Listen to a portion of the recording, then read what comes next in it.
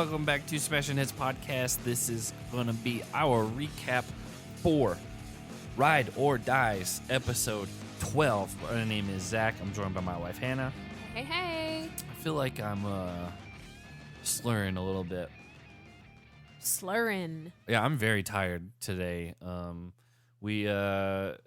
Long day, lots of stuff happening. It's and real rainy. Very rainy, very cold, about to turn to snow. Cozy. Yeah, it's I didn't get a lot of sleep last night, and so I am definitely. I can't wait to go to bed. Yeah, I'm definitely feeling a little subdued, I guess is what. It could also be the hair dye.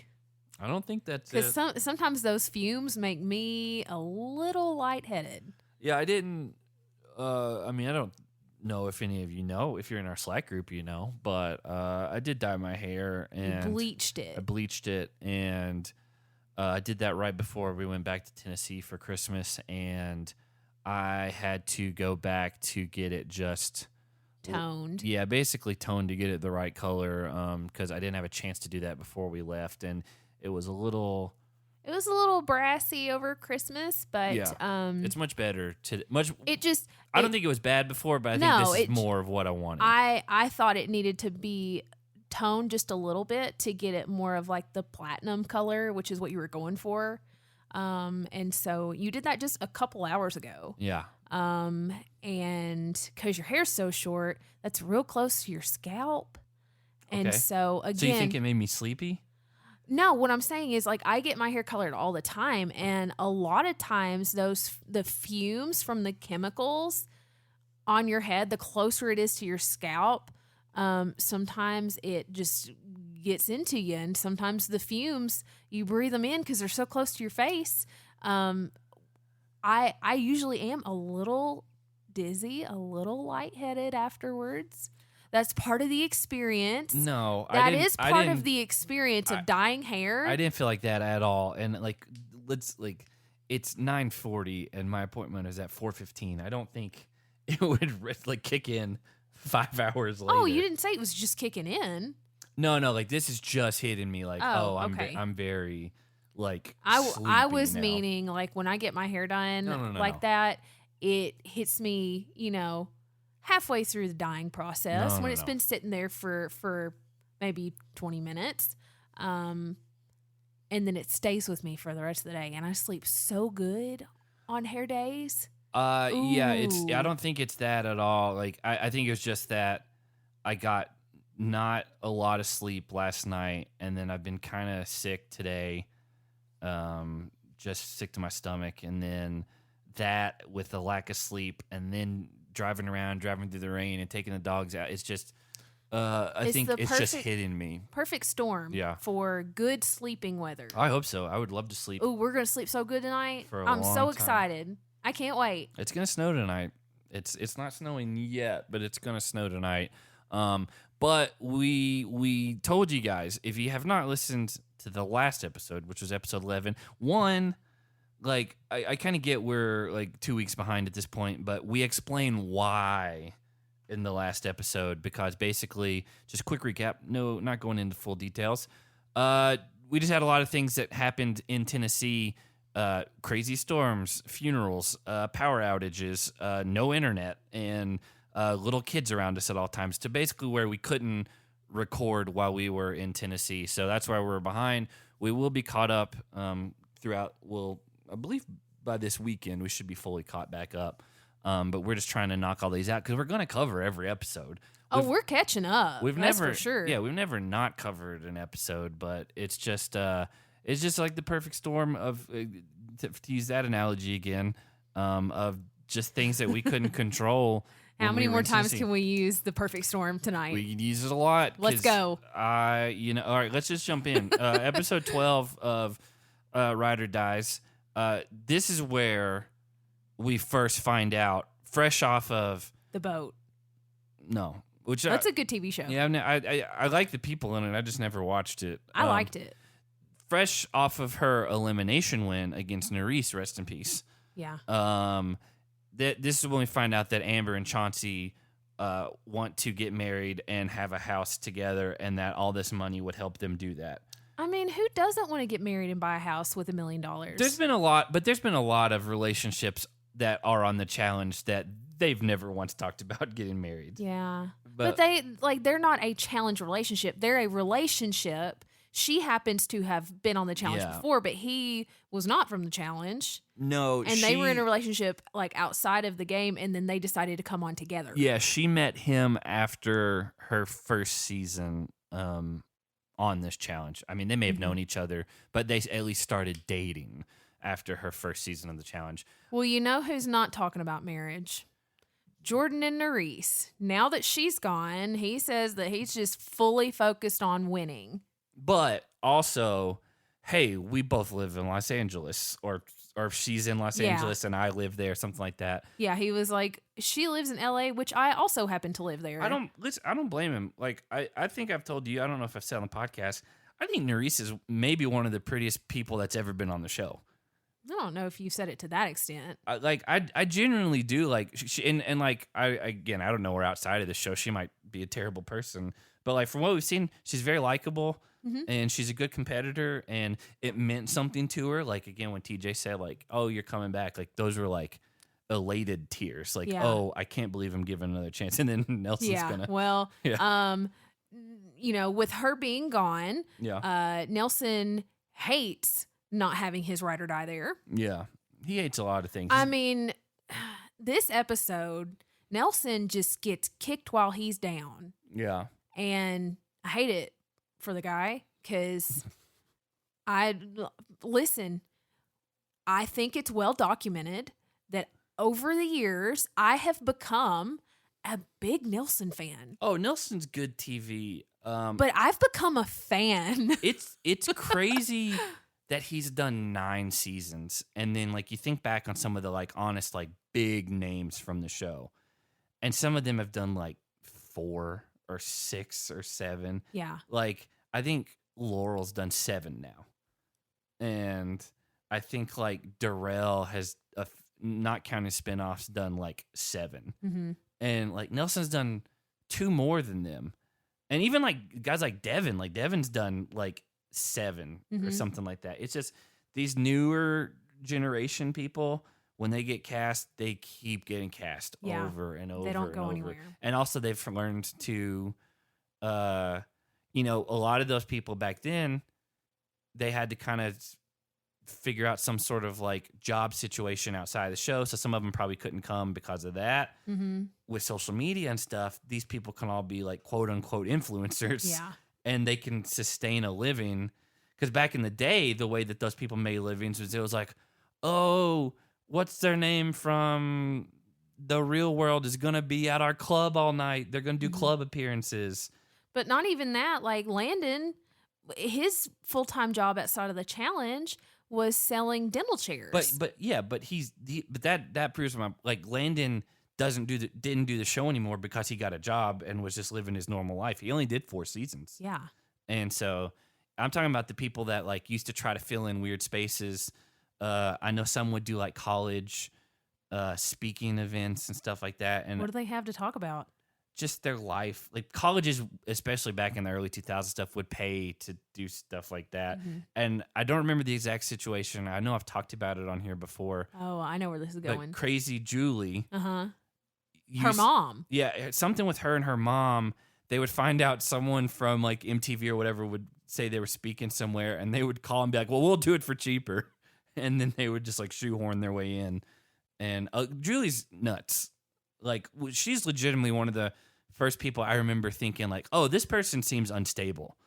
And apparently on her Real World reunion season that they did for Paramount Plus, people were like, oh, it's still there. Oh, no. Yeah, it's like... She hasn't grown from it. No, it's still like there's a disconnect somewhere where it shouldn't be. Ooh, that's not good. Yeah, so Julie's always a little off to me. But we get Bananas and Nani talking, well, hey, we're bummed we're not together. Yeah, which, I mean, I think a lot of...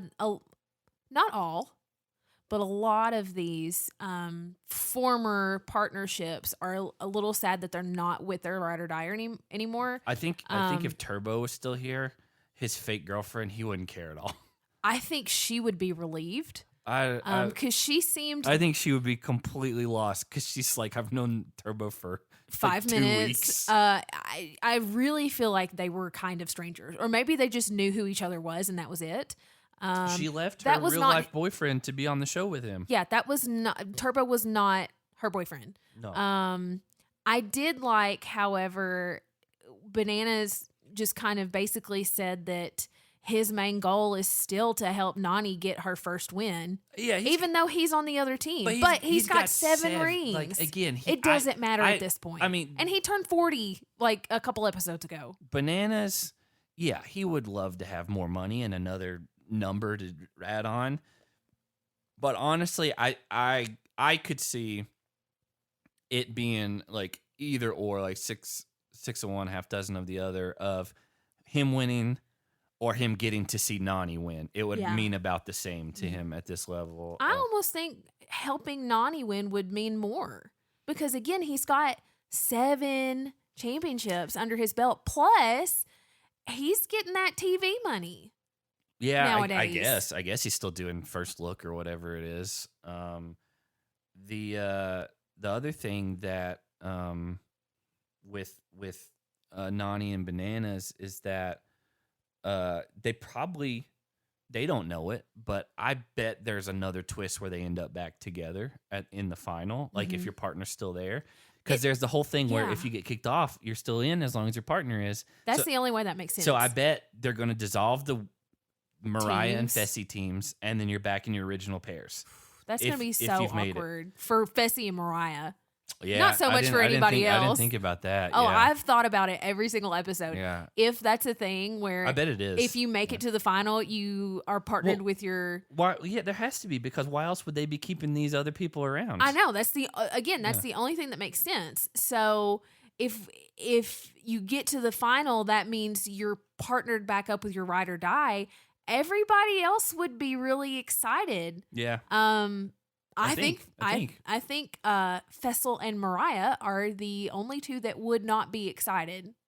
I mean, I think he'll still be excited because he's like, oh, she's just really good. Yeah, she's athletic. I don't think she's going to be excited because I think she's starting to realize that he has kind of gaslit her in some conversation. Well, and also it's all for him. Like, he doesn't care. I mean, she even said, I guess it was the last episode or maybe later this one, how I think it was last episode where she's like, I realize that he only wants me when he needs me, like when he needs something from me. And she's like, he only is coming to her for anything. It's this episode when he finds her friendship or useful, whatever to be beneficial to his game. Yeah, no, he doesn't care if it affects her game. It happens right after the FaceTime calls, but yeah, we go into Nelson FaceTiming with Corey, which it was nice to see Corey, even though he's not on the show this season. A little bit of a death sentence for Nelson because it's like, hey, why are you showing us weird behind the scenes stuff and him like, hey, you got to take this win home. Yeah. And then we get Jordyn FaceTime with someone named Sasha, who we don't know who it is. Turns out he's in the Ukraine. Yeah, he's in. And apparently, though, you're not supposed to say the Ukraine. But Jordyn said the Ukraine. Did he did. Because that's what sounds right to me. That's all I've ever heard. And so it's hard to not say it. But now that, like, it's become, like, a more thing, like, a more, like, prominent country with what's going on, I've seen a lot of things say, it's just Ukraine. Like, you don't say the Ukraine. And I was like, okay. Because you don't say, like, the Americas. I guess you could say the United States of America. But, yeah. I mean, I don't know. Technically, that's the name of our country. Don't say the United States of America. But you don't say the Russia or like. You say the States, the Dominican Republic, the Czech Republic. Is that a thing? Yeah, no, that's what it is now. Czechoslovakia is gone. I got to say, the Eastern European countries, they switch things up even in my lifetime so much that it's hard to keep track of them sometimes. Yeah. Okay. We were having a conversation the other day. I can't remember what it was, but it was something with different countries in Africa, but like the smaller ones. And I was like, I didn't know that was a real country. I thought it was like a made up country. And so then we pulled up a map of Africa. Yeah, I pulled up. It was a country that you should have known. I don't remember which one it was, but it was one that. No. Yes. It was like Libya or something. No, it was not Libya because I know Libya is real.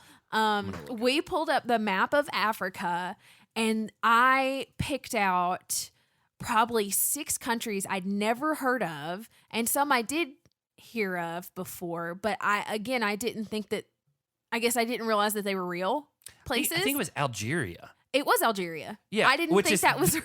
Which is the 9th largest country in Africa. Didn't know it was real. Out of 54 countries, it's the 9th biggest. It's 44 million people. I also almost. did not know Angola. Yeah.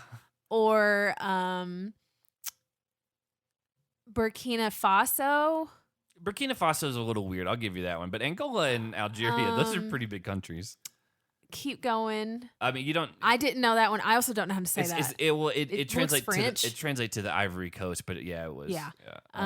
You didn't know Malawi. I did know Malawi because we have place, Malawi's yeah. pizza. Yeah. You're right. I didn't know Benin or Burundi. Yeah. Or I think it's Burundi, but Burundi. you don't know Tunisia. You don't know Tunisia. Tunisia. No. I hope we have some African listeners that are like, why don't you know? I don't know 39. Mauritania. We watched a Seek Discomfort, like a Yes Theory video where they rode the train through the middle. I didn't realize that's where it was. The middle of the Sahara Desert. I just knew about the train. Mauritania is a weird one. And I didn't know 40. I don't know how to say that one. It's Eritrea. Yeah, probably. Eritrea. Namibia. Do you know Namibia? Yeah. Do you know Gambia? Yeah. Botswana? Yes. Gabon? No. Okay. I don't know Lesotho. I didn't know Lesotho. I didn't know Guinea-Bissau. I knew that one, and I didn't know those Equatorial Guinea? Yeah, I didn't know those were. Well, one is separate. listed as Western and the other's listed as Yeah. Middle. Mauritius. These are obscure ones. Some of these are under 1 million people. Eswatini. I think I can't read it very well. I think it's Djibouti. Djibouti, okay. But it may be Djibouti. I don't have my glasses on, so some of those letters Yeah. kind of run together. Comoros, and Sao Tome and Principe. My these eye, are small ones. but it's blurry in my eyes, so it's hard to see. I wonder if these are. And then I didn't know the last one, but I don't know how to say it. Seychelles. Yeah, or Seychelles. If it depends on where it was named. If it's named after like a Spanish country, it would be the L's would be, the Y sound. Listen, I did okay in school. What? I mean, that's just a weird starting point. I did okay in school, but one of the classes I did almost fail is geography. I couldn't get it down. I liked geography. I liked knowing where things are. But yeah, Angola was Algeria. Algeria. That is a very You can leave me alone. major country. It's one under Uganda and one above Sudan. Like those are very. I know big about countries. Sudan and Morocco Yeah. because I use that Moroccan oil in my hair. Well, I will say we also watch I can't talk. We watch Good Mythical Morning videos on YouTube a lot, and my favorite videos are the ones where they eat foods and then they have to throw darts to guess what country that food came from. But they also have to guess where that country is on a map. Well, they're shown like they only have to guess the very last one. The very last was the only one unmarked. Yeah, but what I'm saying is they have a whole map of the world. Yeah, and if they're eating 6 dishes, there's 5 countries that have a little dot. it's more than that. They do more, so it kind of gives them an extra choice. So you could miss everything. Technically. Example. Yeah. Regardless, they only do a handful of countries that actually have a dot in the middle and the name of the country. But there's one. So like, if they know that there is a dish that they're eating that's from Morocco. They know for a fact it's Morocco. Well, they also have to find that on the map and hope that they're throwing it in the right direction. And then like when they do like a mystery one where it's not one that's listed on the map, they just have to be like, oh, it's probably here. And they'll throw the dart and it lands in somewhere like Eastern Europe. Mm-hmm. And all of those countries run together to me. The and Eastern so, Europe ones are tough to me. I mean, and I can't really point out a lot of specifics on where some of the big African countries I know where they're at, but like there's 54 countries or something like that in Africa. Oh. So wait, what? Did you think Nope. in the whole world? Nope. That's what you thought. That's what you thought. Nope, I didn't. We've had downloads in over 120. That is exactly what you thought because of the way that you said it. No, it's not. Yeah. Nope. So anyway, Jordyn was in Ukraine and she's laughing with her hands over her eyes for some reason, covering her eyes. I didn't think there were 50 more countries in the world. You thought there was too many? There's like 180. You said 54 countries. And you're like, wow, that's so many. I immediately thought, wow, that's a lot. It's like 190, I think. How many countries in the world? I think it's like 195, yeah. You're like, wow, 50. That's so many. 54. Well, you know. There's 50 states. That's not a country. Again, but like our states, a lot of them are bigger than like a lot of the European countries. Well, there's a lot of those. All right. Listen, and here's the thing. I feel like we had this discussion like maybe last year. We probably talked about countries. We've never said, 50. No, I think in the not too distant past, we had this conversation where we were guessing how many countries were in the world. I think I said like 80 or 90. And you're like, absolutely not. And I was like, what are you talking about? Yeah, and I was like, I knew it was much more than that. But then now. And then you looked it up. But because now that I'm thinking about it, I remember it was a few days later, we went to my parents' house. And you caught my dad in the kitchen. And you're like, how many countries are in the world? And Daddy got really close. And you're like, did you know that your daughter thought there was only like 80 something? Well, and now I can update him. Yeah. He was like, what? Yeah. I can update him. I'm going to throw up. Well, let's just, you saw what Jordyn did in Ukraine. It's good for him. He's a good guy. Well, he talked about how he was volunteering in the war efforts. And he mentioned how winning this season of the challenge, that money would go a long way out there. Yeah, he just said like this show's afforded him the ability to do things that, not a lot of people get to do. So I know Bananas was in Ukraine as well when all this started. Do you think they were together?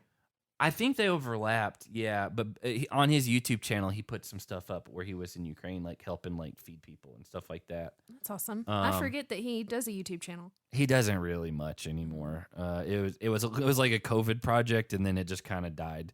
But this is where the Fessy and Mariah thing comes in. He comes to her and he's like, "Hey, you gonna help me out? It's a guy's day," and she was like, "You didn't come to me to help me on a girl's day, like." Why is it only when you're like on the line, maybe? And I'm glad that she had her eyes open to that and saw that, like, the previous daily, he could have stuck his neck out for her and didn't. Well, I don't know if he could. Oh, he could have in the sense of protecting her in the vote, but like it was a trivia day. Like he couldn't do much to help that, but I mean, she basically tells him that she promises to never say his name. Yeah. But that also means, she may not say his name, but she may not fight with her team to keep him out. Here's the thing, like she burned votes and that becomes a whole thing. But yeah, that's the thing. Anyway, Devin rallies the troops. He has a whole thing where he's like, I'm an effing dog and I'm a dog, and the underdog thing just becomes a theme for them from here on out. Even TJ calls them Team Underdog later. And so we get to the daily. It's called Chopper Drop. And basically there are like it's 3 landing zones, and you have 6 people, because the Fessie's team has 8 people, and so they have to have 2 that aren't going to drop from the helicopter. And so I like that. I like that you still include them, but you don't make them a pivotal part to where you can just automatically score more points. Having the 2 extra people is not an advantage. Yeah, it just kind of evens the playing field to where everyone has to participate, because that was the other thing was if you just get to sit the people who are like the worst swimmers or whatever, that's kind of an advantage. Yeah, and so making them not drop but just have to swim, I'm fine with that. I think that's a good way to do this daily so far. Basically, if you tie in points, it comes down to whoever swims to the dock the fastest. And it seems like it was very easy to land in the zones because nobody missed on either team. My question is, where was the dock that the 2 swimmers started from in relation to the landing zones? Was it further from the landing zones? I think it was. I think because they were waiting on Tori and Anissa. I mean, not Tori, but Anissa and Olivia. Mm-hmm. And if they were at the very end, like where the smallest drop zone was, that was a much shorter swim. So I believe that they had them at the back. So once that's they, I may be wrong. Yeah, well, that I was thinking that it was the dock was first, and then landing zone 3, 2, 1. The thing is that doesn't make a lot of sense. If you are the really bad swimmer, shouldn't you want to land in the landing zone that's closest to the final dock? Yeah. So the thing was, maybe the dock was not where we thought it was, but also, the round 1 team, which was Fessie's team, they were worried specifically that some of the girls on their team weren't going to be able to hold on as long. Mm-hmm. So even if they weren't as good as swimmers, they wanted to make sure they hit their target and swam. And the guys that typically had this, especially this team, is a lot more upper body strength. Yeah. They wanted them to be the ones holding on and going forward. So Olivia and Anissa, they don't even go up in the helicopter part. And immediately Nelson grabs the bar twisted. Yeah. And so he's having to like forcibly rotate himself around using Fessie in front of him to kick himself around. He's just up there swinging. Yeah, which is wasting a ton of energy. Yeah, and then once he finally gives up or Fessie drops, then he's just stuck facing backwards and can't see the landing zone. He landed in the right spot though, but I mean, and again, they got 440 points. Everyone swam, whatever. The big thing is, at one point, Fessie is talking to Bananas while they're swimming, and he said, "Hey, should I go back and help whoever?" And Bananas said, "No, just let him go for it." Well, in round 2, which is the underdog team, they do the same similar strategy, but they don't have the 2 players just swimming. They hit all their targets, but Jordyn goes back to help some of the swimmers who are struggling, and they end up winning by 2 seconds. 2 total seconds. Well, the only thing that you missed in round 1 was Olivia, because she volunteered to not drop from the helicopter. She had a lot longer of a swim, apparently. Yeah. She started cramping. Yeah. And struggling to swim at all. And Fessie did actually go back and save her, because it was a thing where they're like, I'm really surprised that he stepped up as like the team leader to do that. Yeah, but I think Fessie had asked Bananas about some other people. Casey and Tori were really far behind because they were swimming from the furthest dock. So that from the furthest landing spot. So that means the dock is probably maybe at the landing spot with the most points. I don't really know.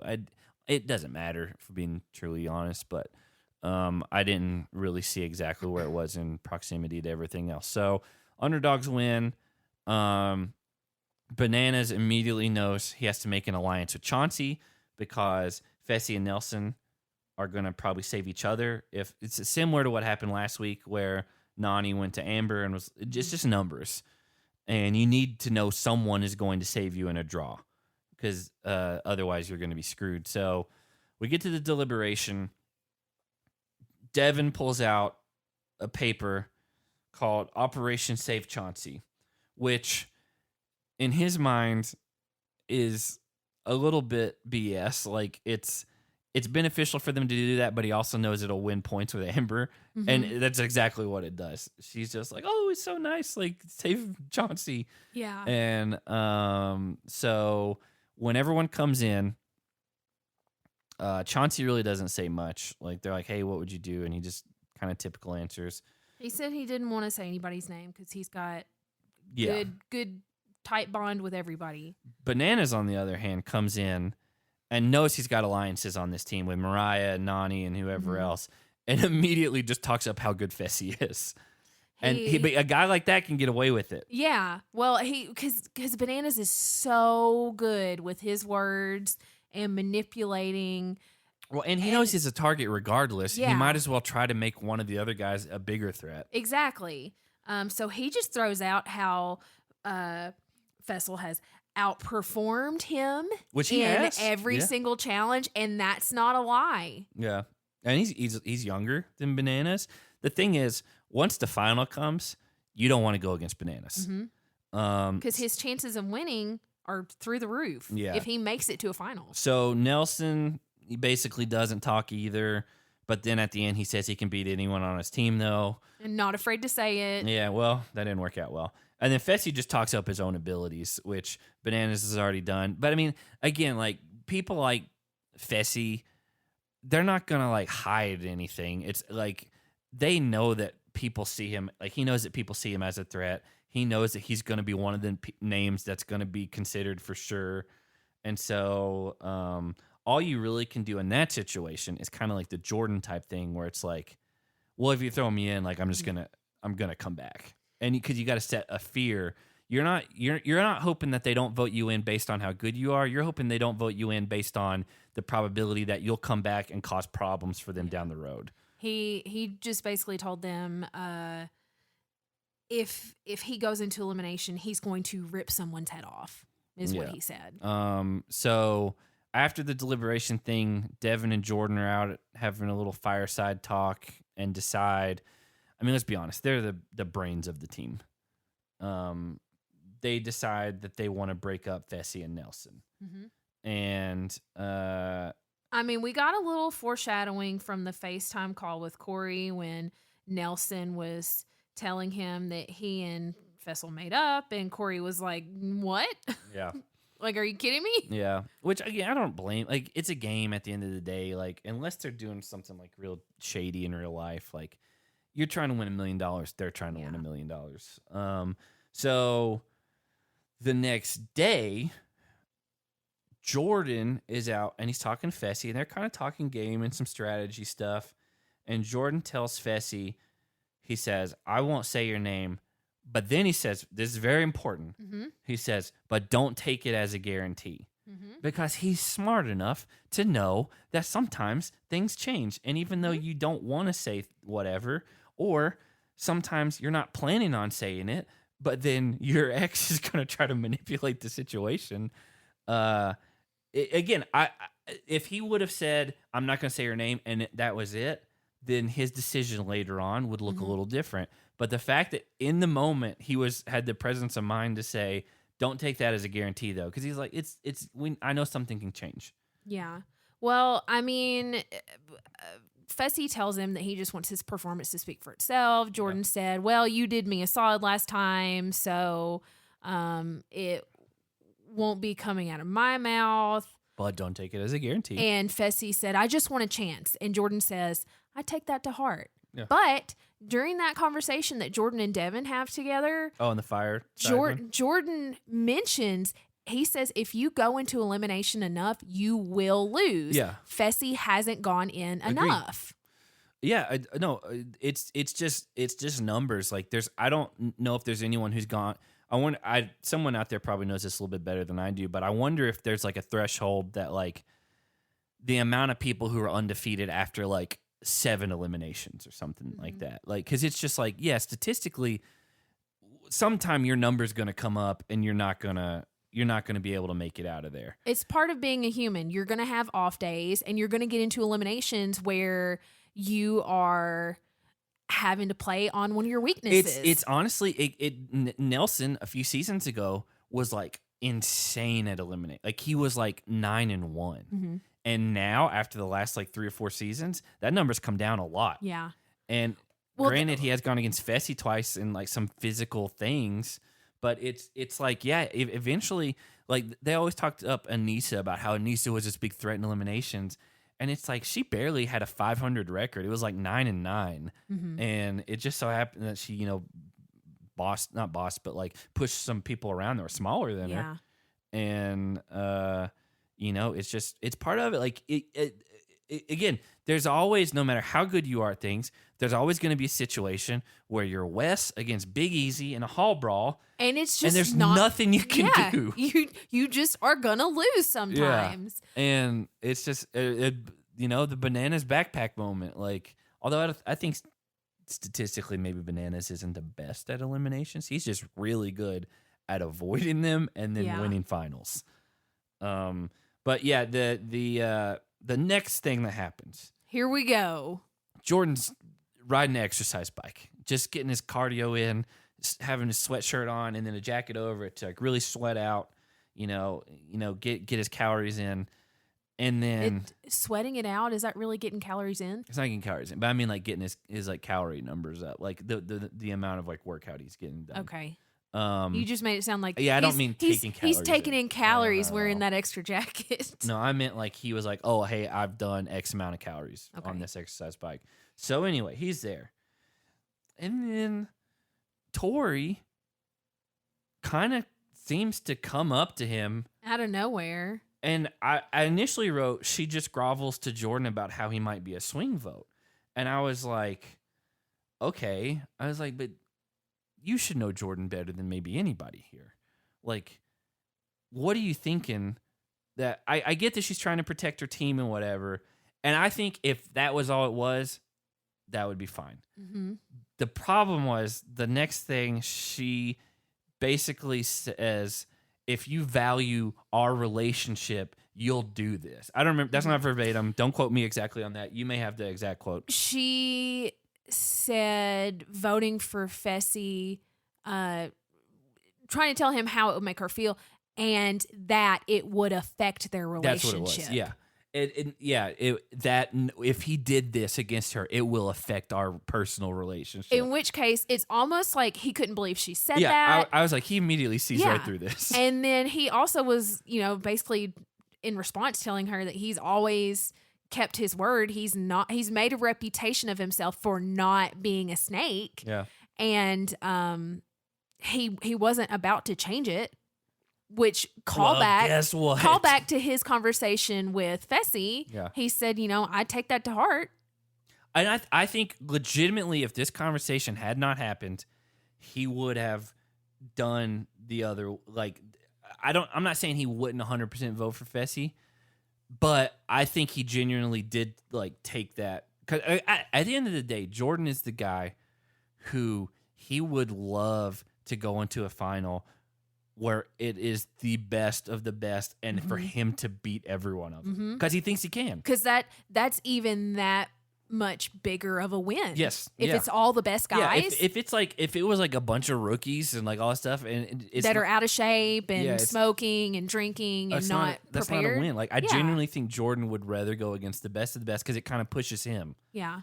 Well, he had a really good point that he made to her right at the very end of this conversation. Because she just brought up, she's like, it's going to affect our relationship if you do this, which is insane. That's emotional manipulation. He said, if you say something done in the game will affect our relationship, that just tells me all I need to know about our relationship. Yeah, 100%. And she just kind of like scoffed and was like, oh, well, hope you did the good thing. And I was like, why? Like, why did she think this was the angle? Like, out of everything they had, why would you use emotional like manipulation to try to get Jordyn to do what you want? Because if anything, one, he's stubborn. Two, that he's not ever like double cross people. Mm-hmm. And three, it's like you've been complaining and like having issues with him this whole thing. And you guys got to where you're like, we need to be apart from each other, and that's just how it is. And like I think in one of the last episodes, she was, I don't remember if that was just what we talked about, but I want to say that it seemed like they both in confessionals were like, hey, our relationship's not what it used to be. We just need to both go on our own ways. Yeah, that was like 2 or 3 episodes ago. And then she's like, but if you value our relationship, you won't do this to me. Okay, where you are kind of flabbergasted that she was dangling their personal relationship over his head. Yeah. I'm flabbergasted that she even approached him at all about this. Like, take her comment about their relationship completely out. Okay. Like, delete that from the script. Why did she come up to him? Yeah, I don't know. At all. Like, it's she thought that she could swing him from not voting Fessy. But, like... Why did she go to him and not go to Devin? Who's her ride or die? Who she can be like this with. I didn't think about that. That is a very good point. Thank you. I just don't... Yeah. Again, she's not... Thinking right. She's that's not what that's a lot nicer than what I was going to say. But, yeah, it's... That is... I think the whole thing with Nerys has messed with her. And especially now that, like, we saw it when Nerys was still here because Tori She's only been... This is the next episode. I know, but we saw, like, at their night outs, Tori trying to have, like, private conversations with him. Yeah. They tried to have a private conversation in one of the rooms where it got heated. And now that Nerys is gone, she's like, oh, I need to have a private conversation with him again. Even though there's not really a reason for her to specifically just talk to him about his vote. I think it probably is like, oh, Nerys is gone. Maybe I can wiggle around back in here. Yeah. And I don't know. It doesn't make any sense. So we go to the elimination, and TJ asks who they're voting for and why. Jordyn's the first one. He's got to open this up. And he immediately, just in front of everyone, is like, hey, I don't remember the exact quote. I have one quote. I do not negotiate with terrorists part. Okay. He starts off, says he was going to hold his word until an hour ago. Yeah. When someone tried to use their personal relationship as a hostage. And then he said, I do not negotiate with terrorists. And then he said, tonight my vote is for Fessy. Tori said, that's not my fault. Yeah. And like, he keeps going. And then Tori gets mad and starts arguing. She's like, this is not my fault. This is not because of me. And Jordyn was like, well, they said that it would affect our relationship, and it did. Yeah. And so they start arguing with each other. And she's like, I told you. And he was like, it did affect our relationship. It did. Basically you coming to me and saying that it's going to affect our relationship is what affected it. Just saying that, like, oh, it means so little to me that the way that you would vote on this random elimination after a daily is going to have serious repercussions on where our relationship stands. He's like, yeah, that shows me everything I need to know about it. Mm-hmm. And especially with how, like, wildly she swung in this season. Yeah. Just as far as, like, there's been some very high emotional, like, swings with her. And I don't blame him.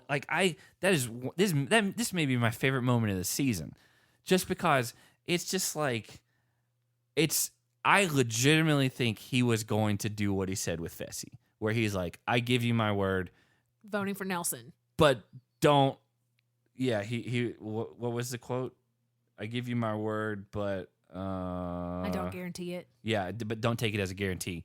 And because of that, and I love that he laid out the facts. I was gonna do this. Then an hour ago, this all happened, and then this changed, and here's what it is. And she's so upset about it. But if she would have just not talked to him, it would have been better. Or if she had to talk to somebody about it, talk to Devin, ride or die. Who could maybe be a buffer to talk to Jordyn about, hey, because him and Jordyn are on the same page. Or at least Devin could talk to the rest of the people on their team. Yeah, 100%. Because he's very persuasive. She wanted it to be, I have power over our relationship still. Yes. And he was like, no, you don't. Yeah. And so, I mean, clearly it seemed to all of us watching that that's kind of been the dynamic of the relationship this whole season was she still wants something there, and he's clearly emotionally moved on. Even if they may have like hooked up or whatever, that didn't mean anything to him long term. And in this, she's like, I want to still have control over what happens here. And he was like, nah, too bad.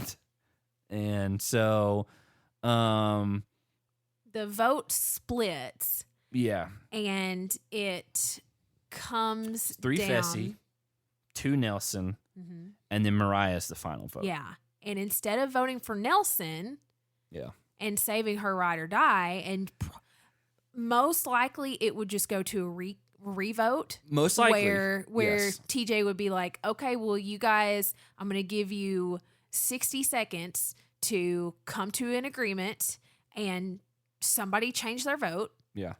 Or worst case scenario, they're like, okay, you guys couldn't decide. Well, it's going to be either Jordyn or Devin that comes down here. So, yeah. Well, I mean, Horacio is still there, too. Oh, that's right. I forgot about him. I mean, yeah, here's the thing.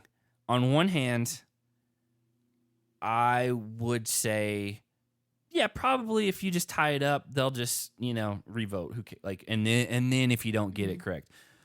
On the other hand, we've seen seasons where that's not what happens. Well, I'm not even saying that. On the other hand, your team is already down 2 players. Even if there's a 5% chance that they may just be like, well, if you guys can't come to consensus, then we're gonna throw in one of your guys now. You can't risk it. Yeah. And so I know a lot of people are probably mad at Mariah for not just tying it up and revoting or whatever, because then you can negotiate with each other and talk about who's going to switch. But at the same time, if my team had already lost 2 players and was severely smaller physically, and you have a chance to send in at least one of their biggest physical players, if not 2 or not 3, but if not 2 of them, I strategically, emotionally is one thing, but strategically, if I thought there was a chance, I wouldn't risk it. You can't. And especially with how, going back to earlier, Fessy, it's very clear that she thinks that he's only really looking out for himself and not reciprocating those same feelings. She didn't say his name. And that was the thing. She promised to never say his name, and she sure didn't. She said Chauncey's. Yeah. But I mean, Fessy was mad about it because he's like, she's supposed to be my ride or die, la-di-da-di-da. One, earlier in this episode, Mariah's like, okay, you didn't stick your neck out for me when it was girls' elimination day. 2, earlier in this season, it was just a couple episodes ago, Fessy was talking to, I believe, Bananas, and he said, well, how ride or die are we really? Oh, and also since the season aired, Mariah's come out and been like, oh, there's been multiple times where Fessy was like, the day that they were not partners anymore, she was throwing up and stuff like that. He was like, not my partner, not my problem. Yeah. And so I think there's a lot of that probably happened in this in between time that wasn't shown. But also, I bet she's watching this and she's seeing his confessionals and some of the footage where he's talking privately with other people. But she saw it in real life. The things that she was referencing on Twitter were before this episode. Yeah, I'm just saying she's probably watching this season and seeing the cuts for the stuff that she wasn't there for. Yeah. And it's just adding to it. Well, I mean, she has kept her word. She did not say his name. If they would have voted in a weirder order, it wouldn't have come down to this. I 100% think production was like, TJ, you're going to start with Jordyn and you're going to end with Mariah. Yeah. Because we sure. we have a feeling where people are going to play it out, and we know that Tori and Jordyn just had this weird conversation. And so production absolutely told TJ he had to start with Jordyn. Yeah. But like that's the thing. I mean, she burned votes on Chauncey, but we've always said a burn vote is still a vote. Yeah. Because we saw a few seasons ago, maybe more than a few seasons ago. It was Veronica and Brittany. Brittany burn voted, but she was like, but she burn voted like halfway through. No, the it wasn't vote. even halfway. Yeah, she was one of the first handful of votes and burn voted. Yeah, and it turned it around where everybody voted. That's right. She burn voted for Leroy, and that's not how the rest of the house was going to vote. But because she burned on him, the whole rest of the house voted for Leroy, and it was Brittany's fault that he went into elimination. That's a different situation because Mariah was the last vote. And she knew it was inconsequential if she voted for Chauncey. As far as she knew Fessy was going to probably go in no matter what. The Brittany one was different because she just threw out a name for no reason, and it ended up getting him thrown into elimination. Yeah. Again, I'm still kind of mad at her for that, but she got married recently. Good for her. A burn vote, you really don't want to do it unless you're one of the last handful of votes. Yeah. But again, it's a thing. A burn vote is still a vote. Mariah burn voting on Chauncey was the vote that sealed the deal for Fessy to be in elimination. I agree with that. But again, from their side, they've been like behind the 8 ball as far as like they are the team that is lost the first 2 dailies and lost the first 2 players off their team. And barely won this daily. Yeah, exactly. They won by less than 2 seconds. 2 seconds. So, again, we get to the draw. Chauncey gets the safe dagger. He saves Bananas. We knew that. Again, smart play by Bananas. And so it's an elimination called Spearheaded, which I told you I'm pretty sure that a handful of years ago now, they did it, and it was like Brie LaQuesta versus Brittany Thornton, I think is her last name. But it was only like 3 of these things, and they like you had to pull, and it was whoever could get them freed like the fastest. Okay. This one is like 9, and they're metal. I think theirs were on fire on the previous version of it. This one was just metal through sheetrock. Yeah, but it's again great. Or was it drywall? It's basically the same thing. It's drywall, but I think that's a colloquial thing where you can call them the same thing, and it means the same. I thought drywall was a little thicker. I might be wrong on that. I need to ask Horacio because we know now he's worked construction. They get a confessional of him, and he's like, drywall is a lot tougher than what you think it is. Yeah. And so 9 was a lot. It's a lot, and I don't mind it though, because I think like if you did like 3 or even 5, like that's too little. Yeah. Especially for big dudes who can like use their arms and like try to pull through. But I mean, it's just Fessy also before this even started said no one remembers losers, and I was like, I remember a lot of challenge losers. He's one of them so far. Oh yeah, we got a very very different like mid elimination confessionals where like it's really sweet. Nelson's like, I'm doing this for my beautiful mama because she's taking care of me, and now I want to take care of her, so I have to win this season. And then Fessy, his quote was, nobody remembers losers, so I have to win. I 100 like if you're a bad enough loser, like you stand out. Like Danny from the Real World Austin is one of the worst people to ever be on the show. The elimination of Josh and Michi. Yeah. It's burned in my brain. I think about it all the time. the one elimination where it was like Nelson versus Corey playing soccer on fire. That's burned in my brain. Yeah, it's just like there are sometimes where losers are very well remembered. But anyway, Fessy wins. Like he's bigger than Nelson, but also he won like he was up by like 3 or 4. Yeah. Well, okay, so Fessel had gotten his 5th spear and went to put it in. I'm like, dang, he's almost done. And for some reason, I was thinking there were only 6 for them to pull out. And they showed like his board where he was putting the spears in. And I was like, that's 5. He's got more holes than just 1 left. Yep. And so that's when I realized, oh, there's 9. Yeah, it was 9. And I mean, that's a physical, like draining elimination. I wonder how long it took him, like in real time. I don't know, but you could see halfway through Nelson really starting to gas out. Yeah.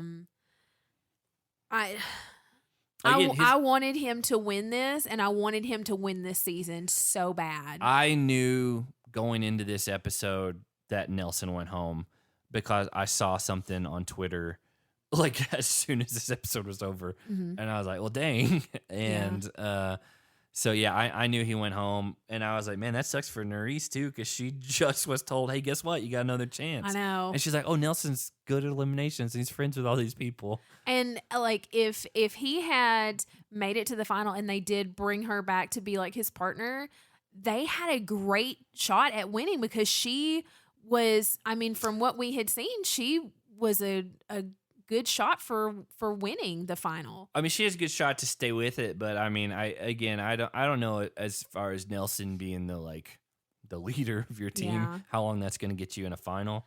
Well, the post elimination confessional, he started out with, I want to apologize. Yeah, it wasn't even a confessional. That was just like straight to camera. He said, I want to apologize to my fans. Yeah. And like, it was just like the crying smile.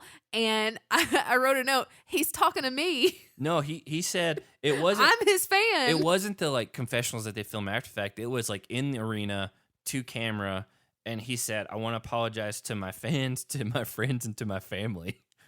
And I think he meant it. He was addressing me when he apologized. And then they start playing the Goo Goo Dolls. Ooh, Olivia runs down to him before he leaves, and they slow-mo played the song from the Cinderella story. Wait, what? That is not where that song is known from. Oh, that song is the theme song of A Cinderella Story with Hilary Duff and Chad Michael Murray. Are you freaking kidding me? That song is the theme song to that movie. I don't know about that. It's in a lot of movies. It was legitimately like the theme song for the 1998 movie City of Angels. Okay. Hilary Duff, Chad Michael Murray, two legends of cinema. 2004, A Cinderella Story. It's everything I ever needed. I'm trying to see what else it's been in, because I know it's been in other movies too. Because the thing is, like in the middle of the movie, Hilary Duff is wearing a mask because it's a masquerade ball. Chad Michael Murray is her Prince Charming, and they go out to the gazebo and they start dancing and playing 21 Questions. And while they're dancing, the orchestra that's outside, for whatever reason, it was a different event, not the high school ball, just starts playing. And it is the orchestral version of Iris. And then at the end of the movie, after Hilary Duff gives Chad Michael Murray the speech of a lifetime in the boys' football locker room, waiting for you is like waiting for rain in this drought.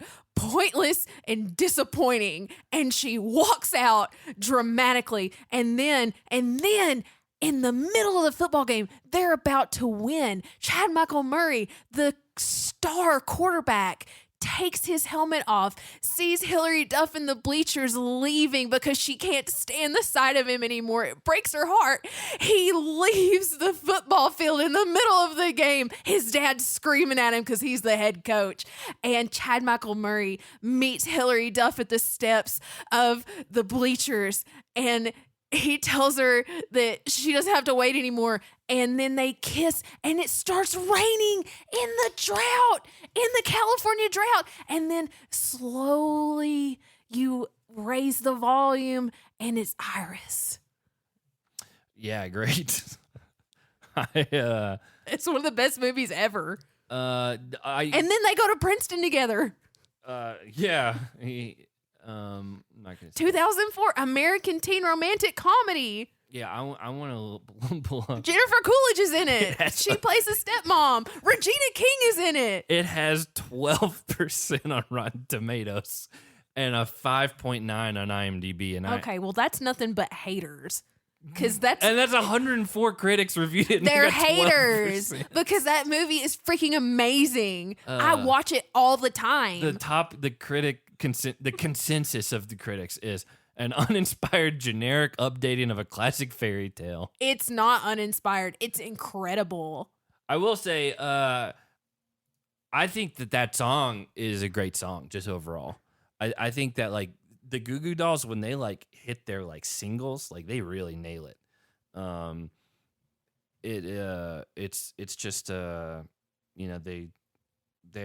I don't really know anything much outside of their singles. I know my cousin had this CD when it came out, and we listened to it a lot. But I mean, Slide and like Iris and like those are like the big two off of that one, and I'm sure they've had a couple other ones, but they do after this bring Nerys back. This with Nelson. hurt me. I was physically pained. Yeah, and they're like, well, Nerys, she was still in the game until your ride or die got eliminated. Well, yeah. So TJ brings Nelson back to tell him about Nerys, and he's like, "What?" Because he's already upset that he's out of the game.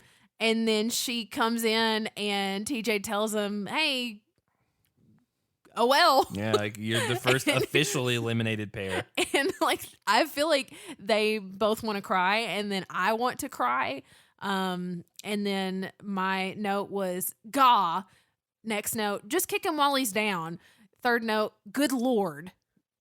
I didn't get that crazy about it, but I did think that he probably would take it to heart. But you know what? She handled it well. You know, she wasn't upset or anything, you know, and because I mean, from her perspective, she was already done and she just was given another chance, and there's nothing she could do about it. So, superlatives for this episode. Who smashed some heads? Jordyn to Tori. Yeah, I mean that's a good one. Boy, he called her a terrorist.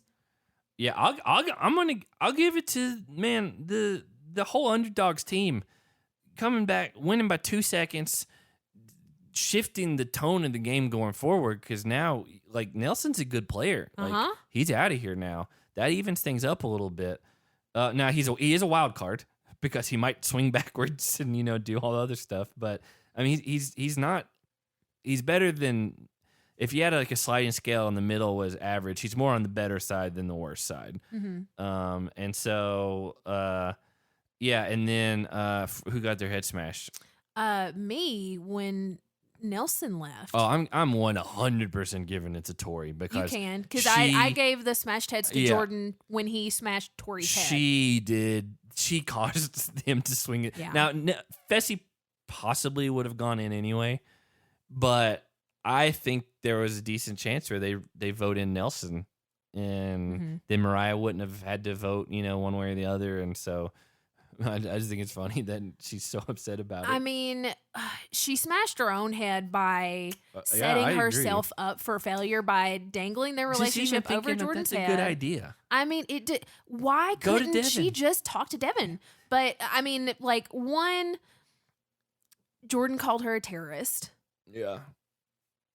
Two, Jordyn told her, she argued, she's like, I told you this would affect our relationship. And Jordyn was like, it did affect our relationship.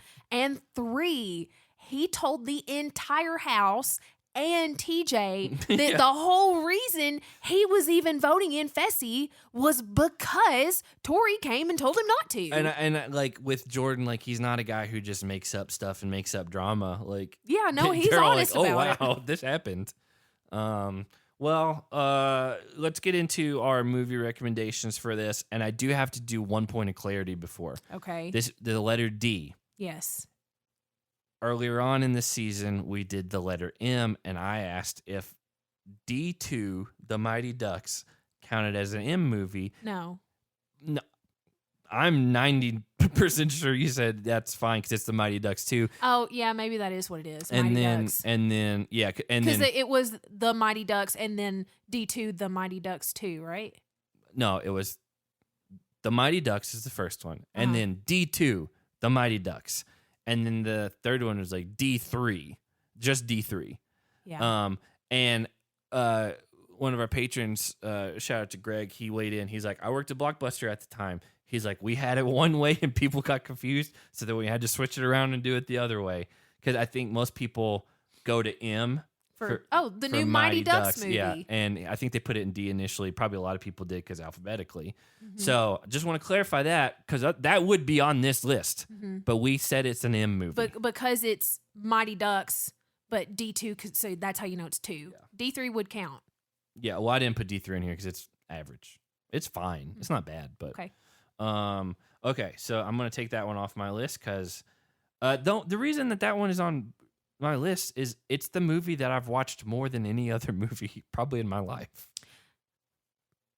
Yeah. That says a lot about you. Yeah, it says that I love America because they're in the Olympics. How many movies did you have? Taking out that, I have 1, 2, 3, 4, 5, 6, 7, and I could probably take out one because I don't feel. Yeah, I have 6. I'll take this. Okay, I'm gonna throw it out. That counts. If you say it, it's one of the ones. No, it has to live in mystery.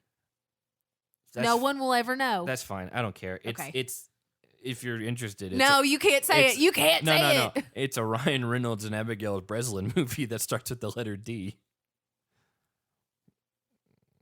You don't even remember. I know what it is because I've seen it, but I can't think of the name. Yeah. Okay. Who's going first? We may have some overlapping on this one. Okay. I'll go. Oh, we actually might. My second one, I think, might be on your list. I'll go first because you went first last time. Last episode. I'm gonna say the first one that I put in there is just The Dark Knight from the Christopher Nolan Batman trilogy. Those are good. I think I didn't want to put The Dark Knight Rises, although I do like that one. I just think The Dark Knight's better, and I think Heath Ledger as the Joker is probably one of the best villains of all time. And honestly, I don't like DC movies, but the Nolan trilogy is really good. They work really well. And also, Heath Ledger was incredible. Yeah. And so, The Dark Knight, I mean, I think that's about as good as you can get as far as a moody, dark. The only thing that's not good about it is I hate the voice that Christian Bale does. Mm-hmm. Oh, but Jake loves it. It's his favorite. I hate it. Okay, for me, Despicable Me. I definitely don't have that on here. I love that movie. I like the second one, too. How do you feel about the spinoffs? Minions? Yeah. I've only seen Minions once. I don't think I really paid attention to it. I think I played it for something to be on in the living room while I packed the house when we were moving. Yeah, I don't like dislike it, but like. But I did actively watch Despicable Me too, and it was a different premise, but I did like it. It's a movie that I probably would have liked if I went in with like a normal mindset, but like by the time that I think it came out when I was in college, and I didn't really want to watch it, and then like the whole Minions thing got really played out really fast, and I was like, I don't want to watch this movie, especially for kids. Yeah. So my second one, I'm going to go in the order that I have them, but this is not necessarily like a recommendation order. Oh, I always go in the order I write them. Yeah. And it's not ranked. I put Deadpool for the second one. I knew you'd have that on there. That's why we did these back to back, like the movies from last week and this week. Mm-hmm. That's why I didn't put any of the superhero movies in last week, because I knew I was going to have at least 2 in this week's. Okay. But yeah, I think Deadpool, I like Ryan Reynolds a lot. I like Deadpool a lot as a character. I don't necessarily like how he's portrayed in like other pop culture stuff, because some people are just like, oh, I like Deadpool, he's cool. That can get annoying. It's like, oh, I went to Spencer's and I bought a Deadpool shirt. But yeah. I do like the character, and I like X-Men, which is where Deadpool came from. And I think Rob Liefeld, who created the character, kind of sucks as a person, and especially as an artist. Have you ever seen Rob Liefeld's art? I need to show you. I'm going to show you this while you talk about your next one. I was just going to add to like the whole Deadpool thing. Like, we saw that one Wolverine movie where Ryan Reynolds was Deadpool with his like mouth was sewn shut. It was really weird. But like actual Ryan Reynolds Deadpool movies, both of them, I like the way that Ryan Reynolds has like adapted this character to fit more his personality, and so he's kind of sarcastic. Here's the other thing. After the movie Logan, which is one of my favorite movies of all time, Hugh Jackman was done playing Wolverine. Mm-hmm. He wanted to retire. Ryan Reynolds convinced him to come back as Wolverine for Deadpool 3. And it's happening. It's happening, and that's amazing. They're like best friends now. Yeah, that's going to be so good. I want to show you Rob Liefeld art. If you don't know who Rob Liefeld is, he helped create Image Comics in the 90s. Ooh, you just typed in Rob Liefeld art, and all the captions on every image is the worst. I typed in bad art to be fair, but you did. He's known as, if you've ever saw 90s comics, it's got a very distinct look, and he was one of the reasons of that. And I think it looks like garbage. The faces are bad. the anatomy doesn't make any sense. I'm showing her the Captain America thing. Busty. Well, and like these muscles don't exist right here. Also, he's at a profile view. Why is his chest turned like 45 degrees? Like if you ever saw comics for superheroes back in the 90s and they had a million pockets and like belts and whatever, that's Rob Liefeld's fault. And but he did create Deadpool, so I gotta give him something. I gotta at some level respect that, but at the same time, I think he's one of the worst famous comic book artists of all time because of his drawing techniques. It's just like it doesn't look good. Like, what is this? Like, what are you looking at here? Like, look at this guy's face. Why is he so ugly? Like, even the women, it's like I don't get it. Like, he is a product of his time 100% in the fact that even back then people were like, what is this guy doing? But he made edgy, cool 90s things that they overlooked, like how bad. Like, what are these muscles right here? It looks like a fish. I don't know. I couldn't tell you. You're not saying anything, but anyway, that's for comic book nerds if you're interested in that. So Deadpool was that's Deadpool's first appearance right there. Right? Okay. See all the pockets. Yeah.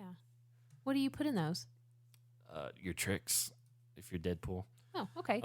So I said Despicable Me. Mm-hmm. You said The Dark Knight. You also said Deadpool. Yeah. So it's my turn. Mm-hmm. Dead Poets Society. This is the one I thought you would have on your list. You know what? I've honestly never seen that movie. I've seen parts of it. Yeah. I didn't know you hadn't seen it. How have you not seen it? I feel like we've talked about it before. We went over this last week a little bit, but there's just some movies I never saw, and that's one of them. I mean, I know the famous scenes from it. I know it seems like a movie that you I like really Robin. No, I like Robin Williams, but it's Robin Williams, but different. Yeah, no, Robin Williams was good at becoming different characters that you wouldn't expect. Yeah, I mean, again, like I thought this would be one of your favorite movies. I had no idea you hadn't seen it. Never seen it. That's insane to me. Insane. I'm gonna go with my next one. This might be on your list, but I don't know. I don't know if we've ever fully talked about it. Just Dumb and Dumber. That was my next one. Yeah, I mean, I love that movie. I think that's just like just a classic. Like, there are still things from like one of my favorite jokes in movie ever is where Jim Carrey just walks out of the 7-Eleven and he's like, "Big gulps, huh?" And they don't say anything. He's like, "Well, see you later." And like, the timing of it's perfect. And well, what's so funny is so like a few days ago when we were at your parents' house, you had said something or somebody said something, and then you mentioned Dumb and Dumber, and I was like, "Oh, I love that movie." I don't remember and that. It's like my dad loves that movie. We would watch it together all the time. And if you pay attention to him in conversation, he'll reference lines from that movie a lot. Yeah, I But then last night we were with a group of people. Uh-huh. I don't know if you heard it. I was talking to one of the guys and I just mentioned something and he goes, "So you're saying there's a chance?" I did hear that, and I was like, that is one of my favorite lines too. And also where I just lost it. I had it, and then you said this. So you're saying there's a chance? It's such a good line.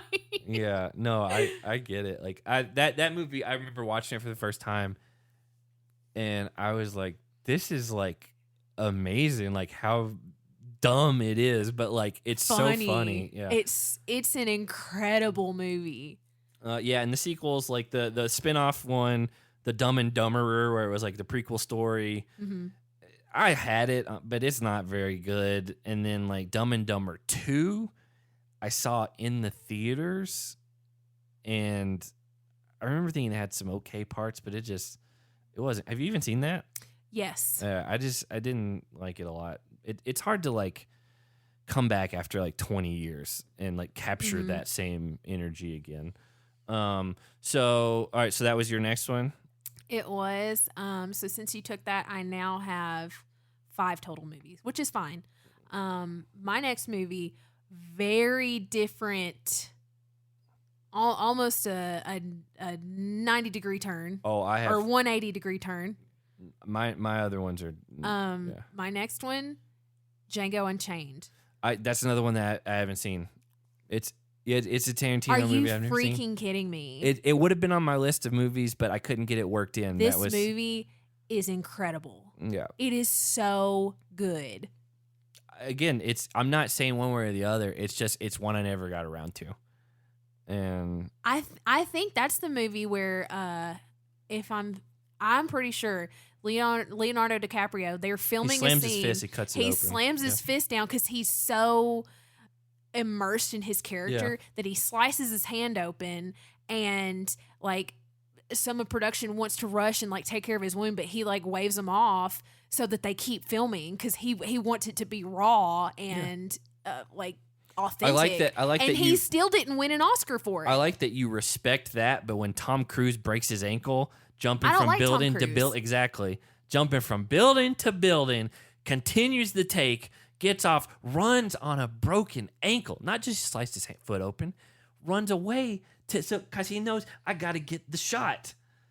That is one, disrespectful, and two, what's the word that I'm looking for? I've been a Leo DiCap fan since day one.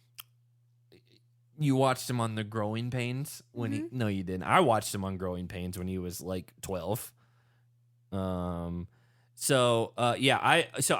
going to change my order just a little bit because the last two fit in the same category, which is very different. Well, I don't change order for anything. I'm changing mine. I just because like when I read them off, it's not in order. It's just these are some of the movies that I recommend. You're going to understand why. My next one is just going to be The Departed, which I don't think you've seen. Nope. Yeah. Just great Scorsese movie. Crazy good cast. Leonardo DiCaprio, Matt Damon, Alec Baldwin, Jack Nicholson, Mark Wahlberg. Like it's a good cast. Yeah. I think the premise of the movie is why I haven't watched it. It's a great premise. For some reason, I've always felt like it's too heavy for me. I don't know about that. Like it is a phenomenal. When I first watched it, I was like, I loved it. It won an Oscar, which I think is Scorsese's first Oscar. But yeah, I think that's just all around just a great movie. I haven't watched it in a long. We need to watch it just because you haven't ever seen it. Yeah, I'd be fine with that. Next, I've got two more. I have two more. Okay. Donnie Darko. I didn't put that one on my list because the only reason I loved that movie in high school. It was a movie that like was kind of known in like it was a cult classic or whatever. Yeah. And I was like, this is so different than anything I've ever seen before. And I really liked it. And I haven't watched it since college. And so I didn't put it on the list because I was like, I wonder if it doesn't hold up. I watched it. Okay, so I watched it when I was in college. I finally got a Netflix account. And this was... It was probably 10 years ago now. And so, like, there was not nearly as much on there, but they did have, like, really good stuff on there. And so I watched it for the first time and loved it. Great soundtrack. But, Great soundtrack. that was also when I was first really getting into movies. Because, like, up until that point, like, I would just watch movies, like, every now and then if my parents happened to go to Redbox and rent something. Which was not often. And then once I got a Netflix account, I was like, oh, I can watch all these movies all the time. And then my sophomore year in college, I took a film class. And I've talked about this film class before. My professor, she let us, just for like our weekly stuff, she would tell us like, oh, just watch whatever movie you want and then just write a report on it. Like, what was the lighting like? How was the sound? And like the different types of camera angles that were used, and then like give like a summary of the plot and how well it was executed and blah, blah, blah. And so I was like, I love Donnie Darko so much. I'm going to use it for one of my like examinations. In my junior or senior art class in high school, I painted a monochromatic Donnie Darko. that was like one of the things that like got hung up in the hallway, like from our art class. And like I loved that movie when it like not when it came out, but like 2 or 3 years after. So I think it came out in 2001, so it was probably like 2004, 2005 when I saw it for the first time. Again, I just didn't know how I didn't know if it was one of those things that was more of like a product of its time, where it was like, oh, it was edgy and weird and had a good soundtrack, but it doesn't really hold up these days. I just haven't seen it in a long time. I mean, I watched it. I mean, it's been probably 8 years since I watched it, but I mean, even 8 years ago, I thought it was a really good movie. Yeah, I feel like it would hold up. I feel like we would still really enjoy it. There, like not long after it came out, like there were like the weird numbers and like the 12 whatever. Like there was like websites that were like deciphering like what it meant, and like here's what these things are, and here's what it means with the plane crashing through, like, and like I was really into all that side of it as well. Ooh. Yeah. And so anyway, also Jake Gyllenhaal. Yeah. I mean, it's not a secret that I'm a big Jake Gyllenhaal fan. Well, also. we said on the podcast when Jake was still here, we did top 5 actors of all time. Jake Gyllenhaal's on my list. He made it on all of our lists to, I think, number 5. But all right, so for me, I'm taking a very, very heavy turn into a direction that we've not recommended at all, as far as I'm aware. Ooh, okay. My last 2 are documentaries. Oh, you have 2 more. Yeah, because we split right. Dumb and Dumber. I have one more. So you do both of yours, and we'll end on mine. No. Yeah, we will. Yeah, we'll end on mine. No, we'll I'll go, and then you'll go, and then I'll go. The first one is a movie called The Devil and Daniel Johnston, but it's Johnston, like JOHNSTON, and it's basically about a musician from the late 80s and early 90s who was honestly this like autistic guy who made music, would record himself playing acoustic and do it on these like old tape recorders, and he would draw all his own artwork and all this stuff, and then like he just became known before the internet.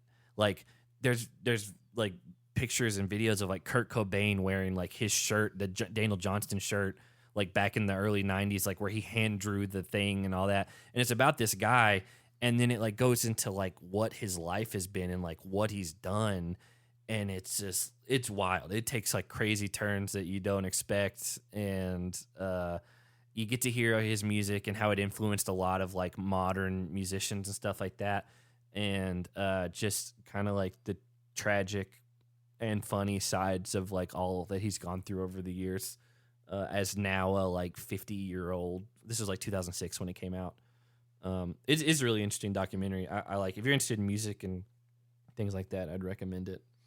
I think we should end on mine because it's a really high note, a light note. Mine's not at all. Yeah, I don't want to end on a note like that. You go, you do your last one. All right, so the other one I'm going to recommend, I will give a little bit of a warning to. It's a documentary. If you're interested in it at all, don't Google anything about it. Go in as blind as you can. It's a movie called Dear Zachary, and it is notorious for being one of the saddest movies of all time. And I didn't really know what that meant, and I was like, yeah, whatever.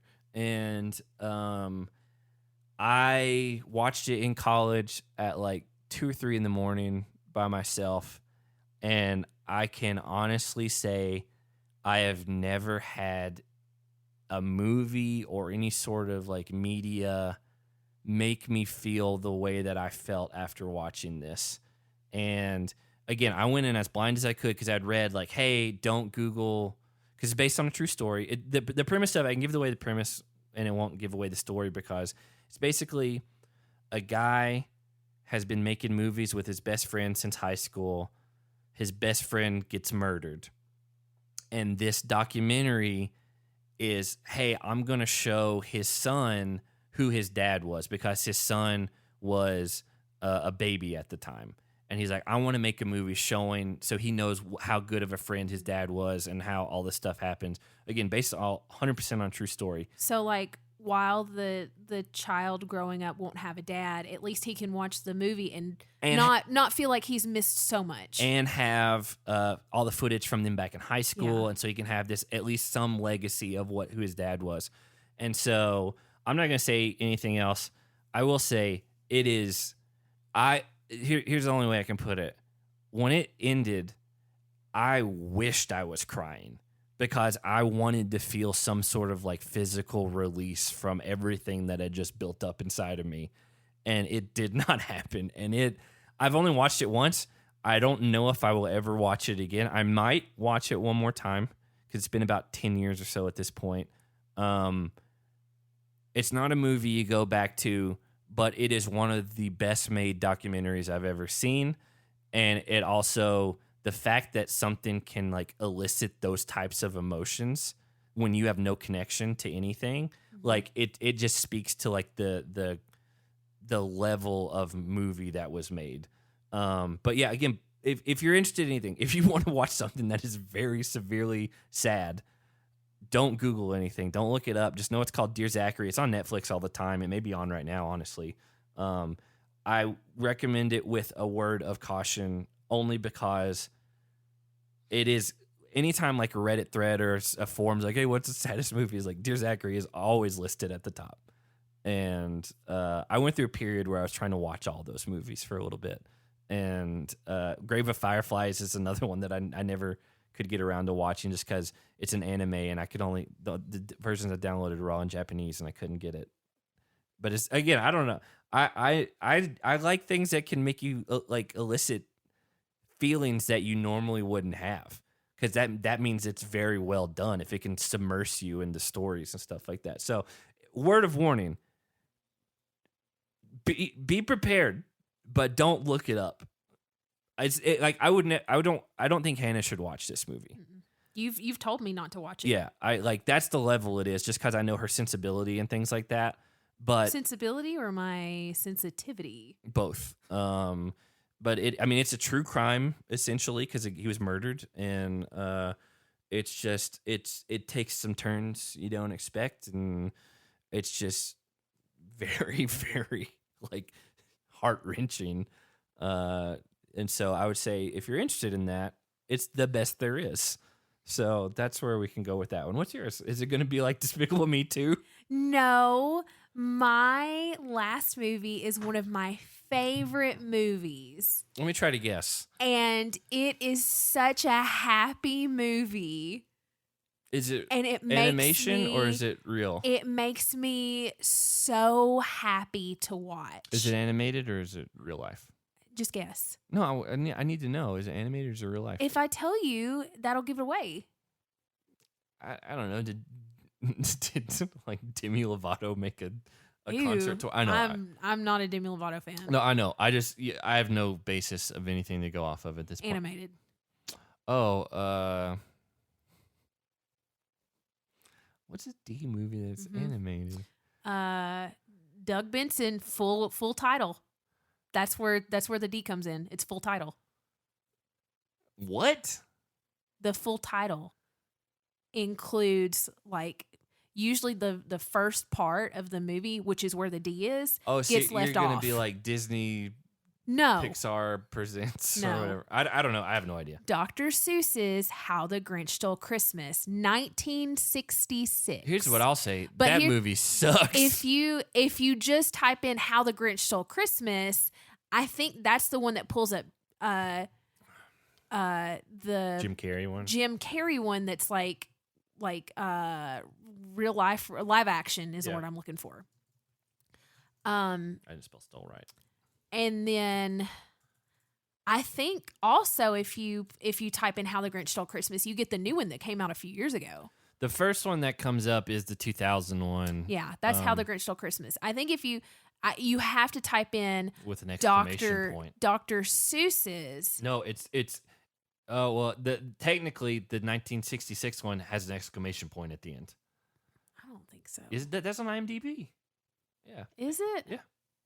Well, it's again, I see it. you have to Yeah. say Dr. Seuss's How the Grinch Stole Christmas came out in 1966. It's one of my favorite movies ever made in the whole wide world. I think it is so I've always boring. you can shut up. I've always wanted my own little Max, which I have one in Winston. Yeah, Winston's Winston close. looks like Max, and for Christmas I searched high and low for like a little dog headband with the one antler. Yeah. Search high and low and I couldn't find it. So I'm going to have to like commission someone to like custom make one for him. I bet I can find one somewhere. Well, if you can do that, I want that for Christmas this year. That's all I want this year is for a little puppy headband to put on Winston so he looks like Max. here's Also, if we did not get the 1966 version of How the Grinch Stole Christmas, we would not have Jim Carrey's 2000 How the Grinch Stole Christmas, which I hate that movie, by the way. Hate it.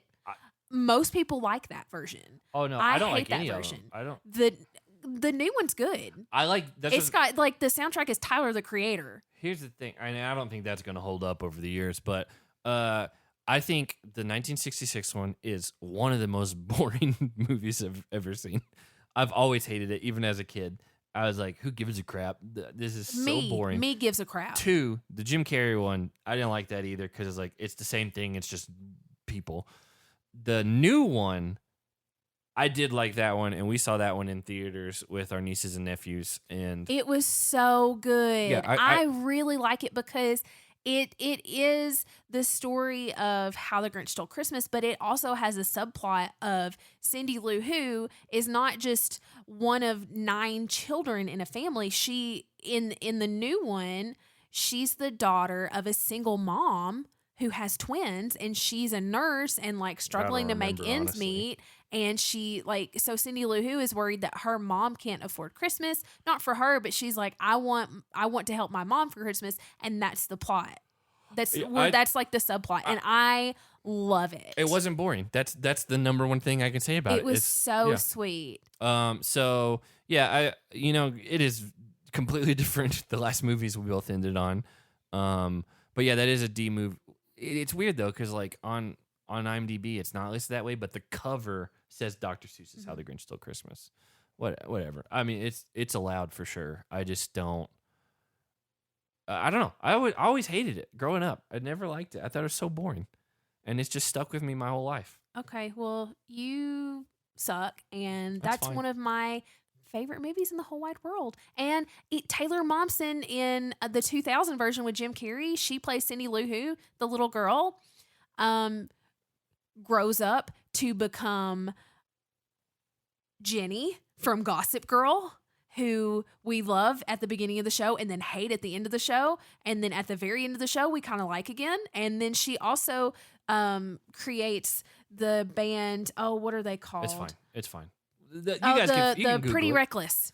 Well, we're never heard of that band in my life. Don't know who this girl is, and I honestly don't care about anything that she's ever done.